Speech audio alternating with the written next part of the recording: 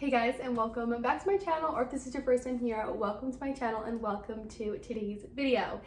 Today's video, I'm filming another tipsy eat with me kind of Q&A. I just put the boys down to bed. You may still be able to hear them in their room, and of course the sun is setting since I just put the boys down for bed.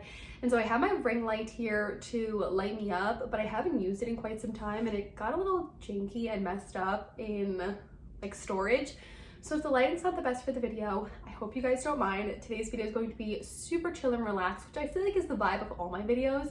I rarely ever have like these super detailed production type of videos. I feel like my vlogs and everything are always very chill and relaxed. So we're kind of going with that same vibe tonight. I ordered myself some food. I actually ordered chicken teriyaki from a sushi place near me.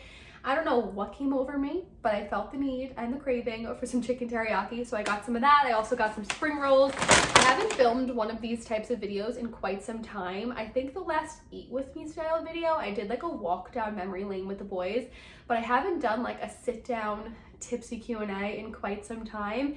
And I feel like sometimes my vlogs get a little bit repetitive, so it's fun to like sit down and film a different style video.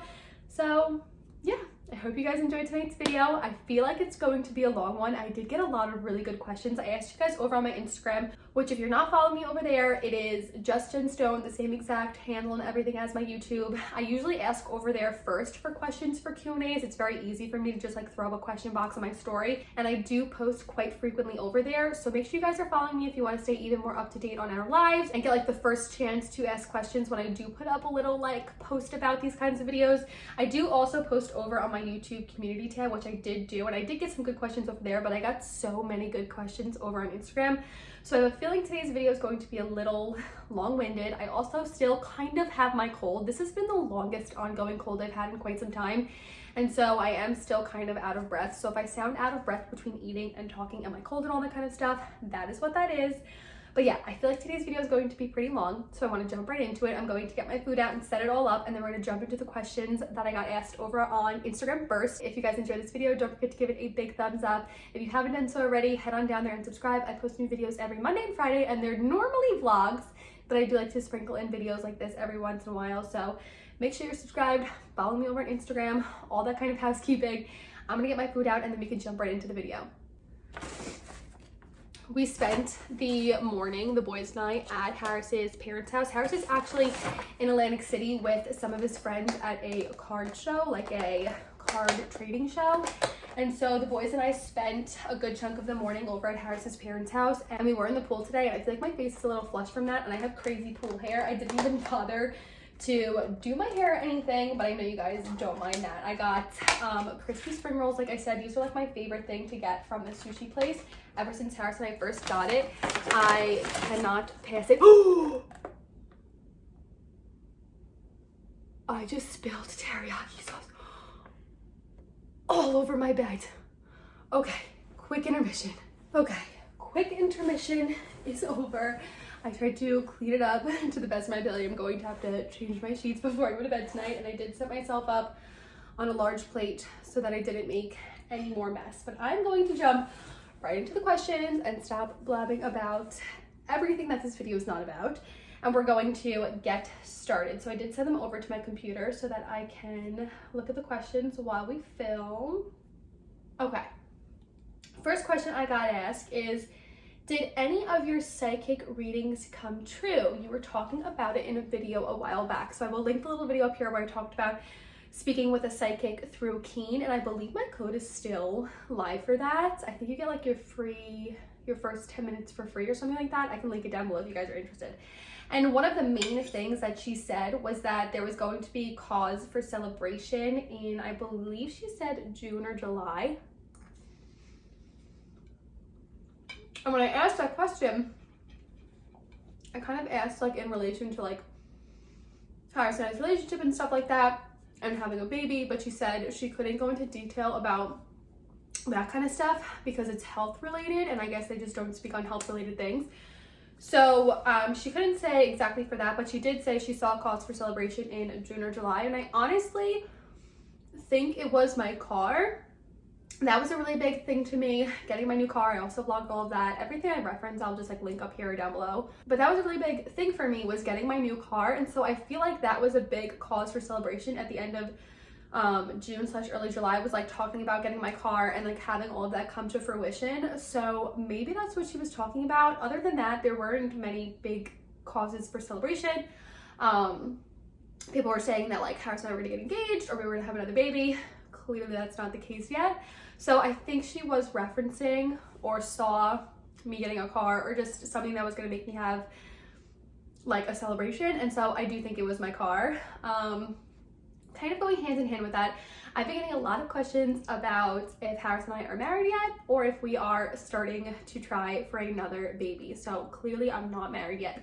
Every time I post about doing one of these Q&As, I get asked if Harris and I are married, when we're gonna get married, do we have plans for a wedding, anything like that.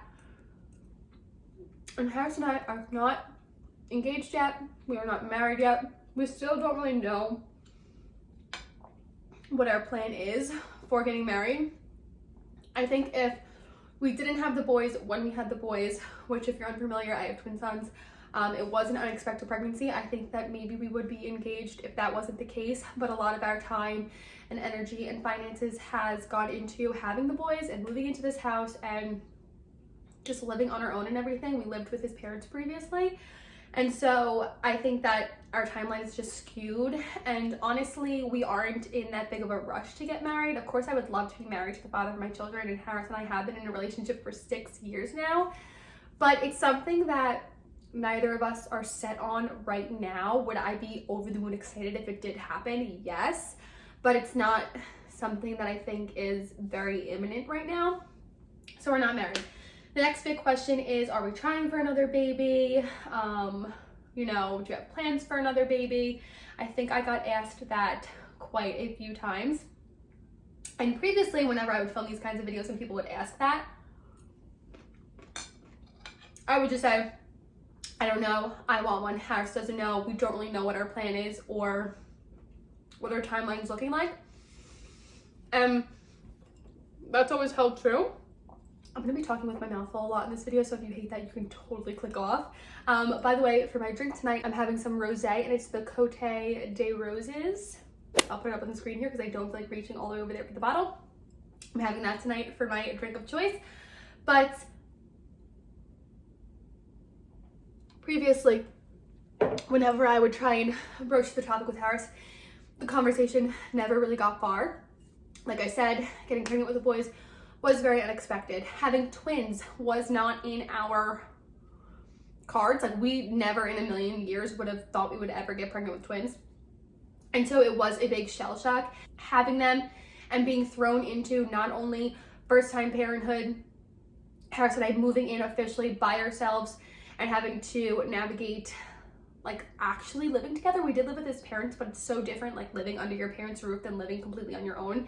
And then of course having twins, not only first-time parenthood, multiple parenthood, and then COVID happening, lockdown, us being stuck in house together, my postpartum depression and anxiety, all of that thrown together has been a really big shock to both of us. And I think Harris, more than I, has some PTSD with the whole thing. I don't feel like I've ever gone into like this much detail, but I feel chatty tonight, so I'm gonna. I think Harris has some PTSD when it comes to that. I think he, even though he's older than me, just was more shocked at the fact that I, A, was pregnant and B, it was twins. And like I said, all of that combined just added even more stress and anxiety to the whole ordeal. If you would have asked me years ago, I would have said I want my kids to be 2 years apart. I think that's a great age gap. My sister and I are 2 years apart. My brother and I 5 years apart. I feel like my brother and I don't have much to connect on because we are so many years apart. But because I had twins and everything like that, and how Harris kind of not reacted to it, but just like his adjustment with it, we obviously had to have conversations about what our future with kids looked like with all the circumstances. I really got an itch around the boy's second birthday to have another baby. I posted about it a lot over on Instagram, and I feel like I've touched on it in a Q&A after the fact. I got a really bad itch to have kids when the boys were turning 2. I felt like I was having, like,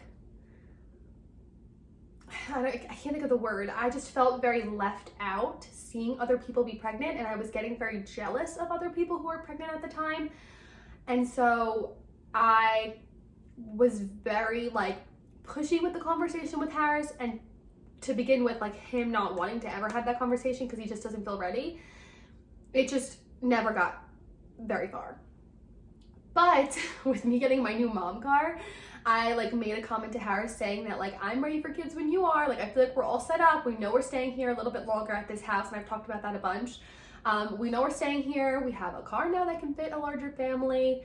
My YouTube is doing great right now, and, like, money for both of us isn't really an issue. I think we're still kind of adjusting to budgeting.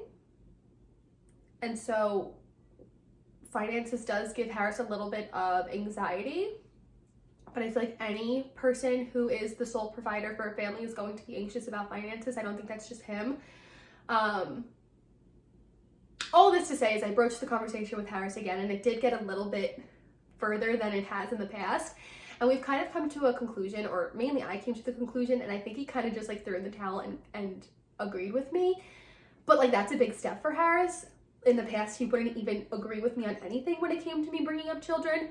And we decided that somewhere after the boy's 3rd birthday, that could be January 22nd after the boys turn 3, that could be July, that could be December of 2023. Some point next year, we are going to try. I'm not going to say, like, I'm going to track everything and we're going to actually try. I think we're just going to stop preventing, if that makes sense, and kind of see where it goes.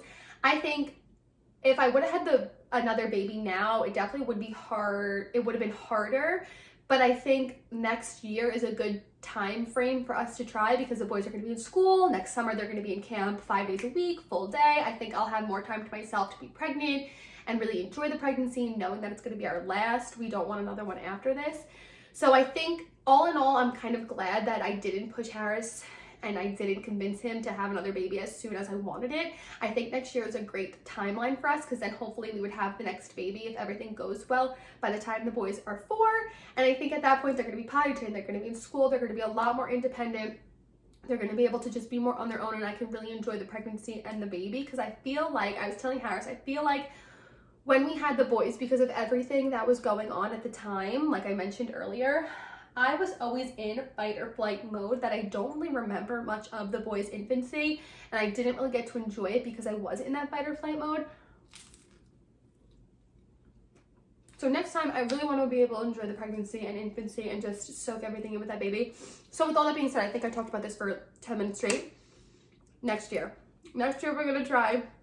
Next year, you guys can hopefully see me be pregnant again. Stay tuned for that. But I did get asked that quite a lot, and I feel like I've never gone into a lot of depth, so I just felt like opening up now and going into more depth. So that is the answer to that very long-winded question. Next question. I got asked a lot, what is your college degree? When will you use it? Do you have plans on getting your master's?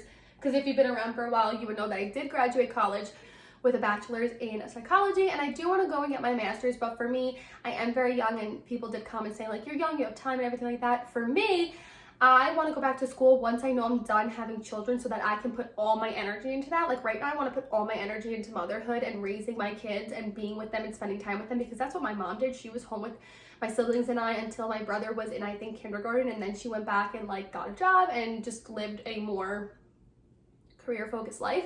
And so that's what I want to do. I want to be home with my kids for right now and put all my energy into motherhood. And then once my last baby is off in school or even in nursery school and camp like the boys are now, and I have more time to myself, I can go back to my master's and then start my career and move on with my life. So no, I don't have a concrete plan right now. It really depends on when we have our next baby for me to decide when I'm going to go back to school. But I do want to go back to school. I do want to use my degree. I love psychology. I think it's so interesting. I loved all the courses I took. It's a very fascinating field and I feel very passionately about it. So ultimately, I do want to go on and have a career. And I did get asked on here, let me see if I can find the question. I did get asked, is your plan to do YouTube full-time or do you want to pursue another career? Now, for me, when I first started YouTube, it was really a hobby of mine. I was in college. My parents were moving down to Florida. So it was a way for me to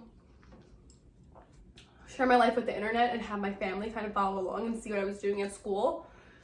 I also found a niche within like vlogging and college lifestyle because Stony Brook didn't have a lot of college vloggers. There wasn't a lot of Stony Brook content out there, and so I kind of found a niche in that, and I was also in a sorority. So on top of that, I had sorority life, Stony Brook life, college life, young adult life. All together, it created a very niche network for me, and I think that's how I got my like beginning following. But then of course, once I got pregnant, it was a way for my family, again, who didn't live near me, my mom, my stepmom, my grandparents are in North Carolina, to follow my pregnancy. It was a way for me to talk about my pregnancy, and I used it as like a journal and a diary to share my life as a college student who was pregnant with twins. Again, a very niche network, a young mom with twins. I just felt it was a hobby of mine. It was a way for me to have something to do with my time. Of course, once I started making money, it was nice to make money on YouTube, to have a little bit of money to support myself. In the beginning, I didn't make much, and even now I don't make that much. Don't think I make thousands of dollars every month. I'm still making not that much, but it's enough for where I can pay my small student loan I have right now. I can pay my car, I can pay for gas, I can pay for a few things for the boys and I. It just takes a lot of the pressure off of Harris for those miscellaneous things where he just has to focus on our bills and stuff like that, and I can make enough on the side to kind of be like a plus for us. So when I started, I didn't have a career in mind. Like, I didn't want to do YouTube full time. I love doing YouTube. It is, again, a hobby for me as a stay-at-home mom to have something to do with my time, so I'm not like lost in motherhood. And again, connecting with you guys is amazing. Having the community, having my family follow along with the boys' lives. I wouldn't say this is a career for me. I don't think YouTube's going to be around forever. So I can't say I see myself doing this until I'm like 40, but I could, you never know. I could drag it out for as long as it's going to be dragged out. But I do ultimately, in the end, want to go back, get my master's, have a career, and make money in that. I think YouTube will always be an extra for Harris and I. And like I said, I enjoy doing it. So when I started YouTube, I didn't have the plan in mind for this to be my end-all be-all. I always knew I wanted to go back and get a career in psychology. But it has been amazing, making money, growing the community, having you guys, having just like an outlet and a hobby as a stay-at-home mom. It's been amazing. Kind of keeping on with the school theme, I got asked how school life was, and I don't know if you're asking, like whoever asked this question, if you mean college or high school. I'll kind of touch on both. I know this video is going to be so long. I hope you guys have a snack, have a drink, have a meal, have some time on your hands, because I feel like this is going to be a very long video. Side note, my chicken teriyaki is not that great. I've never had it from here before. I don't think I'd have it again, but I'm gonna eat it. So how was my school life? If we're taking it back to high school, to be completely honest, I was a part of the in crowd, I would say. I was kind of the kid that kind of got along with every group and crowd. My feet always fall asleep when I film. I was kind of in on every crowd. I was friends with the popular kids. My boyfriend played like every single sport. Not every single sport. My boyfriend played mainly baseball, but I had another boyfriend in high school that played football. So I was friends with like the jocks, the older crowd. I was very smart, so I was friends with like the nerds. I feel like I was friends with a wide range of people, so I think I was very versatile in high school. But my friend group, my two main friends, Casey and Julia, I've been friends with them forever, but there was a larger group of girls that I was friends with that we kind of would integrate in and out with, and then there was another girl in our core friend group that I kind of had some issues with. I feel like she kind of bullied me. I wouldn't say that I was, I mean, I would use the term bullied loosely in this context. I feel like I was just a people pleaser. Like, I didn't want to ever hurt anyone's feelings. I didn't want my feelings to be hurt. I wasn't wishy-washy, but I kind of was, or like wanted to be everybody's friend and kind of got taken advantage of in that respect. So high school was a weird time. college, I think I had a really good college experience. I joined a sorority very early on, so I was able to make some friends. It was a way for me to be very interactive and involved on campus and make friends easily. And I was vice president of my sorority. I met my best friend, one of my best friends, Ashley, in my sorority. Then we lived together for a few years. Even though I don't talk to a lot of my roommates that I had in college, Ashley is the only one that I consistently speak to. I like see what my other roommates are doing on Instagram, and like I'll interact with them here or there. But I had a great time. All my roommates, my like social life in school, I think I really had a great time in college. I think it kind of died out at the right time. Like when I got pregnant, I was kind of over going out and everything, so I didn't like mind being pregnant and having to like put a pause on all that.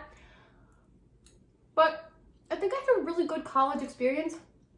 Stony Brook was great aside from the dorming experience. I did a whole video on that. Dorm life was not the best at Stony Brook. But all in all, I would say I had a really positive college experience. I will always look back on it and remember all the great times and the great laughs and the people that I met and everything like that. I don't think I have anything negative to say about my time at Stony Brook. I'm kind of like going out of order here, so I need to like look through and see what I've answered already. Okay, jumping kind of backwards into the baby topic. I got a question about my body image after having children. Now, I did a whole video back when I lived at Harris's house about how I gained the freshman 15 and then some, and how it kind of gave me some body dysmorphia. And so I want to say I was never physically, clinically diagnosed with an eating disorder in any way, shape, or form. So everything I'm saying is subjective to my experience. I was never told any of this by a medical professional. It's just everything that I kind of self-diagnosed on myself. But I do think that I had body dysmorphia after I gained the freshman 15. It was more like the freshman 30 because I didn't think I gained all this weight. And then looking back, I have no pictures from that time. I obviously was insecure if I wasn't taking pictures. I remember the number that I was on the scale. Then I went ahead and I lost a lot of weight. If you go back to my videos from before I got pregnant, I was doing like outfit of the days and things like that, and even in my vlogs, I was very thin. But I was very unhappy with my body. I would ask Harris 100 times a day if I was fat. I would have him tell me that I was skinny. I would do a lot of body checking in the mirror and things like that. I was cripplingly insecure with my body. And so when I got pregnant, the weirdest thing happened. All of that went out the window. I no longer cared about how I looked like. I wasn't scared in the slightest to put on weight, to carry my children, to be pregnant, to have stretch marks, to have a belly. I welcomed all of that with open arms, which is so strange for someone who was so cripplingly insecure and worried about how she looked and how skinny she was. And it was never like what I ate. Like I wasn't very focused on what I ate. I just wanted to be thin. And so to then be pregnant and be pregnant with twins and get so big, surprisingly, I feel like it cured my body dysmorphia, my slight anorexia that I had. All of that I feel like went out the window when I got pregnant. And all throughout my pregnancy, I never once worried about my body. When I did get stretch marks, it was a little scary just not knowing how my body was going to look after. I mean, I got huge. I was pregnant with twins. It was hard to imagine my body ever going back to what it was. And I know it was never going to go back to how it was pre-pregnancy because that was my thinnest ever. But after I gave birth and I kind of assessed the situation with how everything looked, I always just reminded myself that I look good for having twins, for having birthed 2 babies, having grown 2 babies in my belly and birthed them out. I look good for having twins. And even if I didn't look good, my body did the most amazing thing ever. So I always had to just tell myself that and just rewire my brain even further from where I was before I got pregnant. That isn't to say I don't have my days where I look in the mirror and I just want my pre-pregnancy body back. I think every mom at some point thinks to themselves, like, damn, I miss my old body. But I would not change my life for the world, like having the boys. And I'm the type of person that absolutely loves being pregnant. It is kind of sad that I'm only going to get to go through it one more time because Harris and I don't want more than 3 kids, and I got 2 for the price of 1 the first time. So I definitely have to really take in that experience next time. But I love being pregnant. I love having a bump. I love just the whole process of being pregnant. And so for me, after having kids, everything like combined, I think I have a pretty positive body image. I do, like I said, have my days where I do feel a little bit down on myself, but I'm never like terribly hard on myself like I was before I had kids, to where I would beat myself up and cry and need constant reassurance from Harris on how my body looked. I just tell myself, like, I look damn good for having twins, and I'm still very young. If I was unhappy about something, I could do something about it. I don't work out right now because I just don't have like any urge to. And so if I did want to change my body, I know that there are means for me to change my body. But I think all in all, I have a really positive body image after having the boys. Okay, I think one of the last questions from Instagram, let me make sure. Yeah, so last question from Instagram, a really random one. Would you ever consider living in another state? Oddly enough, well, maybe this is an odd. I don't think I ever could picture myself or Harris moving out of New York State. You know, if you're unfamiliar, my parents, my mom and my stepmom, do live down in Florida. But I personally don't ever see myself living in Florida. That's kind of why I never moved down there to begin with when my parents moved down there. I was still in school in Storybrooke and I wanted to stay up here. But yeah, I was dating Harris, so I didn't want to leave him. But see, I just don't think I could ever see myself living in Florida. Nothing against it. I just personally don't see myself ever living there. The only state that I've consistently visited and love and think is so cute is North Carolina, because my grandparents lived there, and as a teenager, my cousin and I and my sister would always go down to North Carolina every single summer. And my grandparents live on a lake, and I just love it. It's very beautiful where they live. So I could consider North Carolina, but I know for as long as Harris and I I'm choking again. For as long as Harris and I are together, we're not moving out of New York State. So I can't confidently see myself living anywhere but here. These spring rolls are so good. Also, the sun is setting more, so the lighting's just gonna keep changing. Don't pay attention to that. But I'm going to hop over quickly to YouTube and read the questions that I have over here, and then hopefully end this video off by 30-ish minutes. Let's see. What are some changes you've seen in the kids since they started going to camp, and any observations made by the teachers? This is actually a really fun question. I wouldn't say I see a whole lot of a difference in the boys. They still cry when I drop them off at camp, so I can't say they confidently love it when they're there. The counselors said that they have so much fun. I wish I could be a fly on the wall and see them at camp and see them experiencing it and interacting there, because their counselors say that they are just little lights and they have so much energy. They say that Ben is the clown of the group, which I can so see, because sometimes Ben tries to do things at home to make me laugh. He loves getting people to laugh and feeding off the energy. So the counselor says that Ben loves to make the counselors laugh, make the kids laugh. He will do one thing and see the counselor laugh at him, and then do it a bunch of times to get them to die of laughter, and of course they do. Interestingly enough, we just finished week 5. They are now just starting to kind of branch off from each other and interact with other kids, but they do still look for each other and come back to each other, but they are starting to be more independent, which is very interesting. I would love to see that. They're the best eaters at camp, which I knew they love to eat, but I don't see a whole lot of a difference in them. But I do wish I could see them at camp. Next question, in what ways are the boys alike, and in what ways do they differ, and do they see that in each other? I think Ben is definitely more the daredevil of the two of them. He's usually the one to do something first, and then Jack will follow, which is interesting because Jack was born first, so you would think he would be more of the leader, but Ben is actually more of the leader than he is.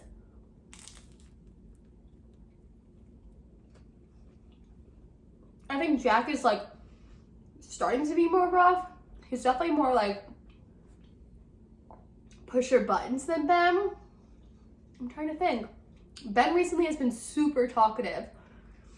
Jack used to always be the more talkative one, but Ben lately will tell me a full story. I have no idea what he's saying. He's kind of just blabbering, but he's been so talkative. I think Ben is still more of an emotional one than Jack. He kind of gets more upset more easily than Jack does. But I think they're both very creative. They both have very good fine motor skills. They both love to build. They both love sports. They're both very like athletic and agile and active. I don't think one's more active than the other, but those are like the main differences that I can see. Let me know down below if you guys see any differences, because I always think it's so interesting coming from an outsider what you guys can observe of the boys. So let me know down below what you think or like how you perceive them to be different. I would love to hear that. What is the most frustrating thing about being a parent, and how do you handle that frustration? Let me see. All right, so I'm gonna answer that, and then I might touch on the last question just because I don't want this video to be too long. So let me answer this one first and we'll see where I get. So the most frustrating thing about being a parent is, I think, being a parent. Being a parent to twins is very challenging and frustrating just because it's double everything at once. I think for me, it's kind of, and everything I'm saying right now is not to dig Harris. Let me just put that out there. I think some people just have very different perceptions of parenthood, and that's okay. For me, I do wish Harris was more hands-on. He does, of course, work Monday through Friday. He gets home at 4 o'clock. He's tired. I understand that, but I do wish he was more hands-on, and I think it's very frustrating being the default parent. I think that's the best way for me to put it. And if you are the default parent, you know, it's where you like have to announce that you're going to the bathroom, and very rarely do you get to go to the bathroom alone because your babies want to follow you. Where if your baby is crying, you're the first one to jump up. If a baby needs a diaper change, you're the first one to go and do it. You're just the default parent. And most of the time it's because you're the stay-at-home parent and you're the mom. That's just how it is most of the time. There might be default dads out there, but I feel like most of the time it's a mom. And I think just the most frustrating part is just everything is defaulted onto me. Every diaper change, every owie, every frustration, every inconvenience, packing the bags, every outing, every activity, I'm just the default. And like I said, it's nothing against Harris. We just have different perceptions of what I want from him and how he feels he needs to be involved. And so a lot of the time we do butt heads where I feel like he should be stepping up more, but he feels like he's doing enough being the sole provider. And I'm not saying that I'm not grateful for that. I am, but it definitely is frustrating being the default parent. I'm just gonna leave it there. And I think, and then I'll answer the second part of that question. How do I handle that? I just try and remind myself they're only gonna be this young once. It's a season, they'll grow out of it. They'll, we'll be on to the next stage of their life. Of course, I'm gonna have another baby, but I feel like I'll have the tools then to deal with the things that I'm dealing now then. But I just try and remind myself that, we will get through this. There is always a tomorrow. There's always a next time, another chance to do things differently if I have guilt about how I handled something. I try and calmly voice how I feel to Harris and be very open and honest with him and where I think he could help, and take some of that defaultness off of me and just the emotional, like, for lack of a better word, baggage that I feel with the kids, and just, I'm a mom first. I just have to kind of communicate that to Harris and how it can be very frustrating to me and where he can help and what we can do differently next time and just all that kind of stuff. I try and be very open and honest with him, and then also just remind myself that there's always a tomorrow, there's another chance, there's another way to go about it, we can get through this, and there always will be a tomorrow, and I'll get through it, if that makes sense. I'm gonna go ahead and end the video here. I feel like I've been chatting and talking and being very long-winded for no reason at this point now. This video is well over 30 minutes. I hope you guys enjoyed this video. If you want to see a part 2, I do still have some questions. I can, of course, ask for more questions. If you like this style of video, let me know down below and I can definitely film it again. I always have so much fun just venting and talking and connecting with you guys on a different level than what you see in my vlogs. I love these kinds of videos. So I'm gonna go finish my wine, finish my dinner, and get off to bed. I hope you guys enjoyed this video. And with that being said, I will see you guys in my next one. Bye, guys.